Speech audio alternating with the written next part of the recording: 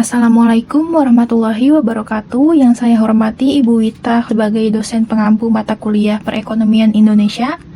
Perkenalkan, saya Nazwa Aulia Putri dengan NIM 4322010158. Video ini dibuat guna memenuhi tugas besar 2 pada mata kuliah Perekonomian Indonesia. Selama beberapa menit ke depan, saya akan membahas tentang kebijakan pemerintah mengenai otonomi daerah, masalah mengenai otonomi daerah, dan bagaimana kebijakan pemerintah untuk mengatasi masalah tersebut.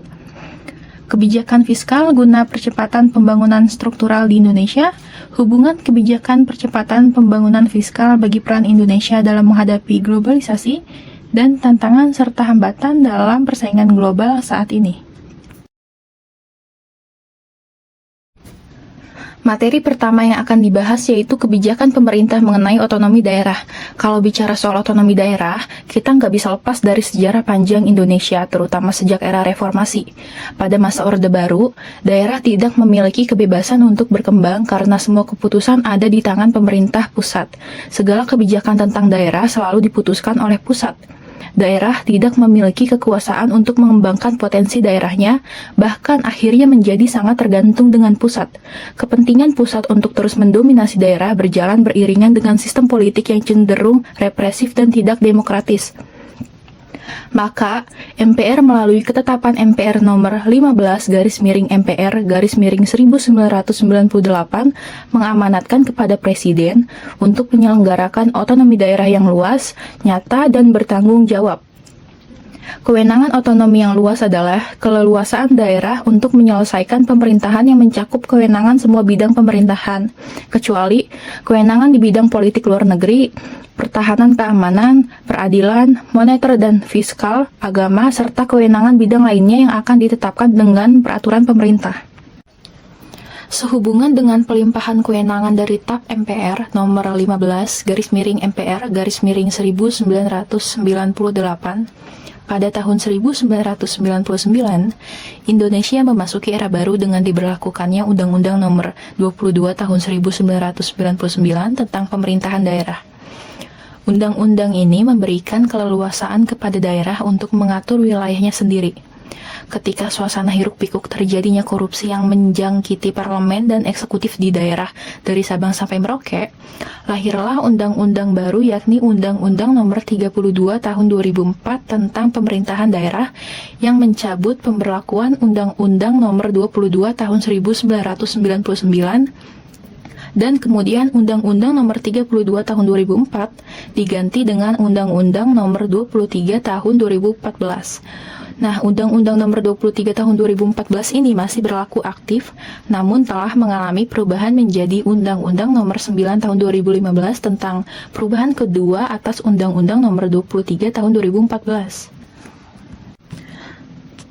Undang-Undang nomor 23 tahun 2014 tentang pemerintahan daerah mendefinisikan otonomi daerah adalah hak, wewenang, dan kewajiban daerah otonom untuk mengatur dan mengurus sendiri urusan pemerintahan dan kepentingan masyarakat setempat dalam sistem negara kesatuan Republik Indonesia.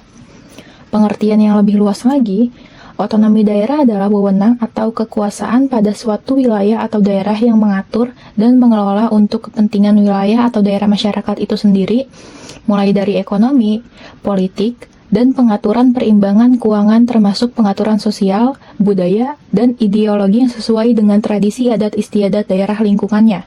Nah, pemerintah pusat ini berperan sebagai pengawas untuk memastikan pelaksanaannya berjalan sesuai aturan. Lalu, bagaimana dengan Jakarta sebagai ibu kota negara? Apakah Jakarta juga mengikuti aturan otonomi yang sama? Jawabannya adalah tidak sepenuhnya.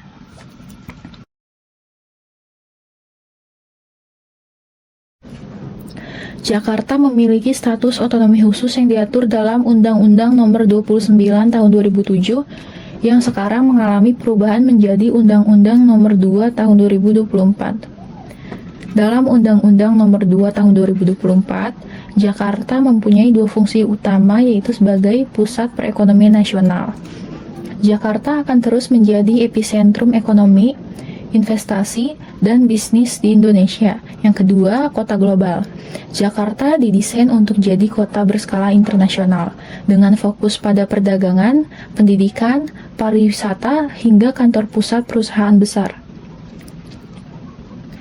Sebagai ibu kota negara, masalah yang dihadapi Jakarta setiap tahunnya hampir sama dan belum mampu diatasi dengan tuntas, meskipun gubernur yang memimpin Jakarta sudah silih berganti. Beberapa masalah yang dihadapi Jakarta antara lain, yang pertama, yaitu kemacetan lalu lintas. Kewenangan Jakarta dalam menata kemacetan lalu lintas saat ini berdasarkan Undang-Undang Nomor 23 Tahun 2014 hanya pada pembatasan lalu lintas seperti 3-in-1 atau kebijakan genap ganjil. Kebijakan ini hanya mampu mengatasi masalah pada kawasan tertentu dan pada waktu tertentu saja. Yang kedua, banjir. Masalah banjir di Jakarta juga belum teratasi sepenuhnya. Meskipun jumlah titik banjir semakin hari semakin menurun, namun tidak dapat dipungkiri banjir masih belum dapat diselesaikan dengan tuntas, baik banjir karena hujan atau banjir karena air laut. Berdasarkan Undang-Undang Nomor 23 Tahun 2014, pemerintah DKJ memiliki kewenangan untuk menata drainase dan sungai yang tidak lintas provinsi. Sementara di Jakarta terdapat 13 sungai besar yang mengalir lintas provinsi sehingga tidak menjadi kewenangan Jakarta, melainkan kewenangan pemerintah pusat. Mantan Ketua Dewan Perwakilan Rakyat Daerah Jakarta, Bapak Prasetyo Edy Marsudi, meminta pemerintah pusat menyerahkan pengelolaan 13 sungai di Jakarta kepada pemerintah provinsi DKJ. Bapak Prasetyo mengatakan selama ini pengelolaan 13 sungai di Jakarta menjadi tanggung jawab pemerintah pusat melalui Kementerian Pekerjaan Umum dan Perumahan Rakyat atau Kementerian PUPR. Yang ketiga, pemukiman dan perumahan. Banyaknya penduduk yang datang telah melahirkan masalah pemukiman kumuh yang berada pada kawasan kumuh seperti kolong jembatan, pinggiran kali, atau di pinggiran pantai Jakarta. Selain kawasan kumuh, juga terdapat masalah lain di bidang pemukiman dan perumahan, yaitu penyediaan rumah bagi masyarakat berpenghasilan rendah atau MBR. Berdasarkan Undang-Undang Nomor 23 Tahun 2014 tentang pemerintahan daerah, menyatakan bahwa penyediaan rumah untuk MBR menjadi kewenangan pemerintah pusat sehingga tidak dapat dilakukan oleh pemerintah Jakarta. Tanpa kewenangan, DKI Jakarta tidak bisa menyelesaikan masalah dalam penyediaan rumah bagi masyarakat berpenghasilan rendah. Yang keempat, pengelolaan sampah. Sebagai ibu kota negara yang menjadi pusat pemerintahan dan pusat bisnis telah mengakibatkan Jakarta menjadi tempat berkumpulnya para pekerja, baik yang menjadi penduduk Jakarta maupun penduduk daerah tetangga.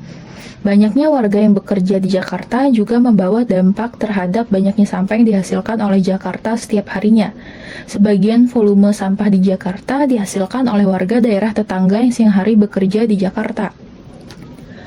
Volume sampah Jakarta yang sangat besar sehingga tidak mampu ditampung di Jakarta yang sangat padat dengan kegiatan pemerintahan dan kegiatan bisnis nasional, bahkan pusat pemerintahan asing dan lembaga asing. Namun, status otonomi khusus tidak menjadikan Jakarta bebas dari masalah. Kita bisa lihat bagaimana kemacetan yang terus menjadi permasalahan, pertumbuhan penduduk yang sulit dikendalikan, dan pengelolaan sampah yang sering berbenturan dengan daerah tetangga. Untuk mengatasi masalah ini ada beberapa solusi, yaitu yang pertama mengenai kemacetan lalu lintas dengan melakukan pengembangan transportasi publik, yaitu pemerintah DKI telah memperluas jangkauan MRT, LRT, dan Transjakarta untuk mengurangi penggunaan kendaraan pribadi. Kebijakan ini bertujuan meningkatkan efisiensi transportasi massal, serta melakukan integrasi transportasi yang berarti menghubungkan berbagai moda transportasi seperti bus, kereta, MRT, LRT, dan angkutan lokal atau angkot, agar bekerja secara terpadu. Satu kartu atau aplikasi dapat digunakan untuk membayar semua moda transportasi seperti sistem Jaklingko yang diterapkan di Jakarta, serta jadwal transportasi dibuat agar saling terhubung untuk mengurangi waktu tunggu di titik transfer. Yang kedua yaitu banjir. Solusi untuk mengatasi banjir yaitu dengan pembangunan sodetan Ciliwung. Sodetan yang menghubungkan Kali Ciliwung dengan Kanal Banjir Timur atau KBT ini telah diresmikan pada Juli tahun 2023. Proyek ini diharapkan mengurangi genangan di kawasan rawan banjir seperti Bidara Cina, Kampung Melayu, dan Manggarai. Lalu selanjutnya melakukan pengembangan Waduk Sukamahi dan Ciawi. Pada saat peresmian pembangunan waduk, mantan Presiden Indonesia Pak Jokowi telah menyampaikan nantinya bendungan ini berperan penting dalam mengendalikan banjir di Jakarta. Ciawi dan Sukamahi nanti akan mereduksi dari 464 hektar menjadi 318 hektar. Kurang lebih nanti ada 12 kelurahan yang akan berkurang risiko banjirnya karena bendungan Ciawi dan Sukamahi. Yang ketiga yaitu pemukiman dan perumahan. Dengan melakukan program penataan kampung kumuh, pemerintah DKI Jakarta melakukan revitalisasi kawasan padat penduduk melalui pengembangan kampung susun. Program ini juga mencakup peningkatan akses sanitasi, air bersih, dan fasilitas publik, lalu melakukan pembangunan rumah susun. Untuk mengalami masalah pemukiman kumuh, pemerintah membangun rusun bagi masyarakat berpenghasilan rendah yang terdampak relokasi. Solusi pengelolaan sampah. Yang pertama, mendirikan pabrik pengolah sampah atau RDF. RDF adalah bahan bakar pabrik semen setara batu bara muda yang diolah dari sampah. RDF di Rorotan dapat mengolah 2.500 ton sampah per hari. Ribuan ton sampah ini merupakan sampah yang berasal dari 16 kecamatan di Jakarta. RDF ini memiliki keunggulan antara lain mengatasi permasalahan sampah perkotaan, mereduksi emisi karbon dan pembakaran bahan bakar fosil semen, serta emisi karbon dari proses penimbunan sampah. Yang kedua, pengurangan sampah plastik. Sampah plastik adalah salah satu masalah utama dalam pengelolaan sampah di Jakarta. Dengan mengurangi konsumsi plastik, jumlah sampah plastik yang masuk ke TPA dapat berkurang, memperpanjang masa pakai fasilitas TPA, dan mengurangi beban pengelolaan. Selain itu, mengurangi plastik sekali pakai seperti kantong plastik atau sedotan dapat mengurangi kemungkinan sampah ini mencemari saluran air dan lingkungan. Pembahasan selanjutnya mengenai kebijakan fiskal guna mempercepat pembangunan struktural di Indonesia. Kebijakan fiskal adalah suatu kebijakan ekonomi yang dilakukan oleh pemerintah dalam pengelolaan keuangan negara untuk mengarahkan kondisi perekonomian menjadi lebih baik yang terbatas pada sumber-sumber penerimaan dan alokasi pengeluaran negara yang tercantum dalam APBN. Simpelnya, kebijakan fiskal adalah cara pemerintah mengelola keuangan negara lewat penerimaan seperti pajak dan pengeluaran seperti pembangunan. Tujuannya untuk membuat ekonomi negara menjadi makin stabil dan maju. Misalnya, pembangunan jalan, jembatan, sekolah, dan rumah sakit. Semua itu didukung lewat kebijakan fiskal. Lalu bagaimana hubungan kebijakan fiskal guna membuat percepatan pembangunan struktural di Indonesia? Ada beberapa strategi yang dilakukan pemerintah untuk percepatan pembangunan, yaitu yang pertama, penguatan SDM dan investasi infrastruktur. Pemerintah memprioritaskan alokasi anggaran untuk meningkatkan kualitas sumber daya manusia melalui pendidikan, pelatihan vokasi, dan kesehatan. Di samping itu, pembangunan infrastruktur terus didorong, seperti jalan tol, pelabuhan, dan jaringan digital guna meningkatkan konektivitas dan daya saing ekonomi. Yang kedua, desentralisasi fiskal. Pemerintah pusat memberikan kewenangan kepada daerah melalui dana transfer daerah dan dana desa, yang berarti pemerintah daerah juga dikasih dana untuk membangun wilayah mereka. Kebijakan ini bertujuan untuk mendorong pembangunan yang merata di seluruh Indonesia. Yang ketiga, peningkatan investasi swasta. Pemerintah juga kasih investasi buat perusahaan swasta, seperti potongan pajak untuk industri tertentu. Dengan cara ini, investasi baru masuk, industri tumbuh, dan lapangan pekerjaan tercipta. Selanjutnya adalah hubungan kebijakan percepatan pembangunan bagi peran Indonesia dalam menghadapi globalisasi ekonomi. Kita semua tahu bahwa globalisasi membawa tantangan yang besar dalam ekonomi. Negara-negara harus bersaing dalam hal infrastruktur, teknologi, hingga efisiensi ekonomi. Salah satu cara Indonesia menghadapi tantangan ini adalah melalui percepatan pembangunan, terutama infrastruktur. Hal ini diwujudkan melalui berbagai program strategi seperti pembangunan infrastruktur, transportasi, energi, dan digital. Contohnya proyek Mass Rapid Transit atau MRT, pembangunan jalan tol lintas Sumatera, dan investasi besar di sektor energi terbarukan. Lalu apa hubungannya pembangunan dengan globalisasi ekonomi? Globalisasi adalah sebuah istilah yang memiliki hubungan dengan peningkatan keterkaitan dan ketergantungan antar bangsa dan antar manusia di seluruh dunia melalui perdagangan, investasi, perjalanan, budaya populer, dan bentuk-bentuk interaksi yang lain sehingga batas-batas suatu negara menjadi bias. Tantangannya yaitu kompetisi negara juga makin ketat. Jadi gimana cara agar Indonesia menjadi tetap kompetitif? Jawabannya adalah kebijakan fiskal yang mendukung percepatan pembangunan. Berikut adalah hubungan kebijakan percepatan pembangunan bagi peran Indonesia dalam menghadapi globalisasi ekonomi. Yang pertama, membangun infrastruktur untuk daya saing global. Yang kedua, industri dan investasi untuk ekonomi lokal. Yang ketiga, SDM kompetitif untuk tantangan global. Yang keempat, globalisasi dan stabilitas ekonomi. Yang kelima, kebijakan fiskal yang mendukung. Yang keenam, kontribusi terhadap pertumbuhan ekonomi global. Yang pertama, membangun infrastruktur untuk daya saing global. Pemerintah investasi besar-besaran di infrastruktur, misalnya membangun jalan tol, pelabuhan, dan bandara. Apa efeknya? Distribusi barang jadi lebih cepat dan biaya logistik berkurang. Ini penting banget biar produk Indonesia bisa bersaing di pasar internasional. Contohnya, kalau kita mau ekspor kopi ke Eropa, infrastruktur yang efisien bikin waktu pengiriman jadi lebih cepat. Ini bikin produk kita lebih menarik bagi pembeli global. Yang kedua, industri dan investasi untuk ekonomi lokal. Selain itu, kebijakan fiskal juga dapat mendorong investasi swasta. Pemerintah memberi insentif pajak buat industri tertentu seperti manufaktur dan teknologi. Ini nggak cuma bikin industri lokal tumbuh, tapi juga membuka lapangan kerja baru. Ekonomi kita menjadi makin kuat, kita menjadi lebih siap bersaing di global. Yang ketiga, SDM kompetitif untuk tantangan global. Kunci utama lainnya adalah sumber daya manusia. Pemerintah melakukan investasi di pendidikan dan pelatihan lewat APBN. Kalau tenaga kerja kita makin terampil, kita nggak cuma jadi penonton, tapi juga bisa menjadi pemain utama di ekonomi global. Yang keempat, globalisasi dan stabilitas ekonomi. Yang gak kalah penting, kebijakan fiskal bikin ekonomi kita lebih tahan banting. Kalau ada krisis global, pemerintah bisa atur belanja dan pajak buat menjaga stabilitas. Contohnya saat pandemi COVID-19, kebijakan stimulus fiskal bantu ekonomi kita bertahan. Yang kelima, kebijakan fiskal yang mendukung.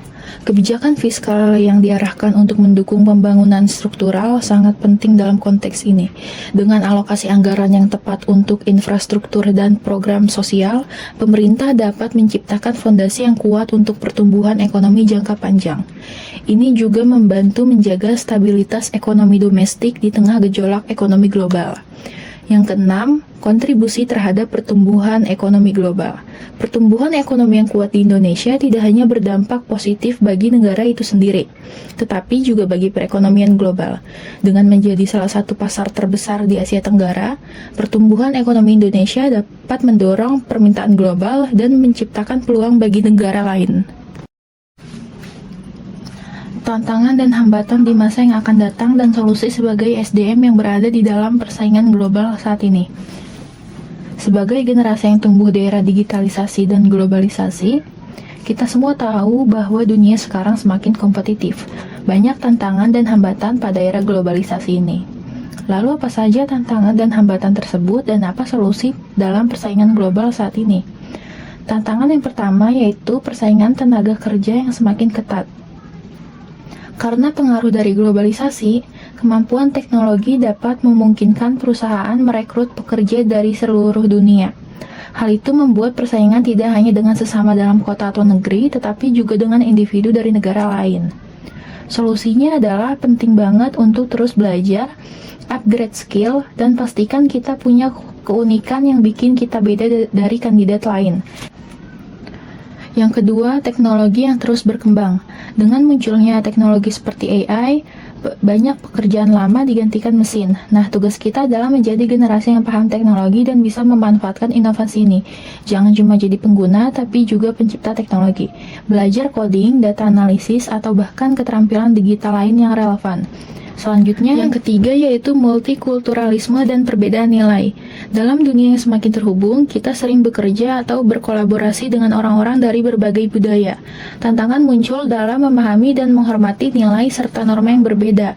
Solusinya adalah mengembangkan pola pikir global dengan tetap menghormati budaya lokal, lalu melatih kemampuan bahasa Inggris untuk memperlancar komunikasi.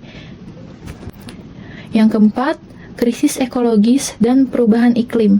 Globalisasi meningkatkan aktivitas ekonomi yang sering berdampak buruk pada lingkungan, seperti peningkatan emisi karbon, eksploitasi sumber daya alam, dan produksi limbah. Solusinya adalah meningkatkan investasi dalam teknologi hijau dan energi terbarukan, serta mendorong gaya hidup ramah lingkungan di kalangan masyarakat global.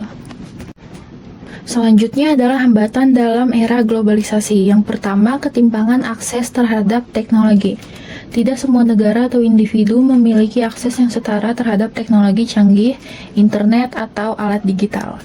Khususnya negara berkembang yang sering menghadapi masalah infrastruktur yang kurang memadai seperti jaringan internet lambat atau tidak merata.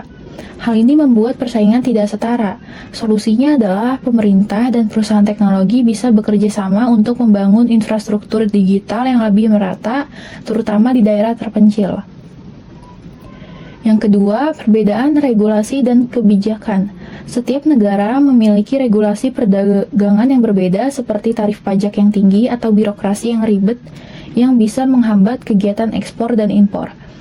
Proses administrasi yang panjang dan kompleks juga sering memperlambat aktivitas ekonomi lintas negara. Solusinya adalah negara-negara perlu memperkuat perjanjian perdagangan bebas supaya aturan lebih seragam, dan jika mempunyai bisnis, coba pahami regulasi negara tujuan dari awal atau gunakan jasa konsultan ekspor supaya lebih mudah. Yang ketiga, perbedaan budaya dan komunikasi.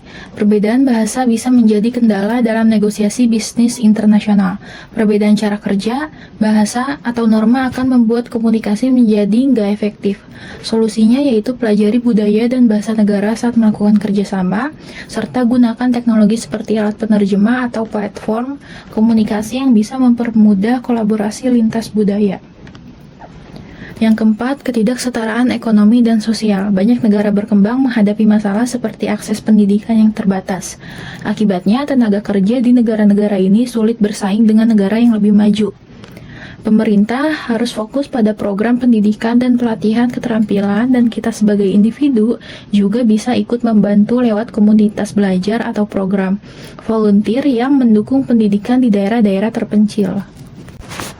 Demikian paparan materi mengenai otonomi daerah, masalah otonomi daerah dan kebijakan pemerintah untuk mengatasi masalah tersebut, kebijakan fiskal guna percepatan pembangunan struktural di Indonesia, hubungan kebijakan percepatan pembangunan fiskal bagi peran Indonesia dalam menghadapi globalisasi, dan tantangan serta hambatan dalam persaingan global pada saat ini.